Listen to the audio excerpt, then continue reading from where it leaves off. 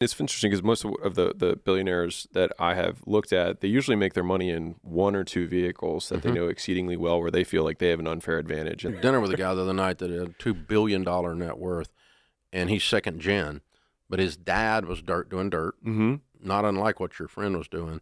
And then he couldn't get the bank to do the deal. He was borrowing money to do the dirt. And so he bought the bank. It was a little hometown bank, and they screwed with him, and so he bought it. And he's like, okay, now they'll behave.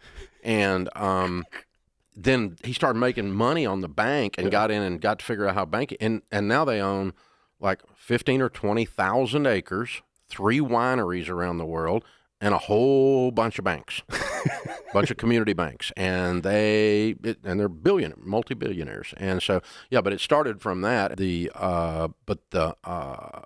But he knows banks, and he knows dirt, and that's where all their money is. yeah, And they're not diversified for having as much billions with an S.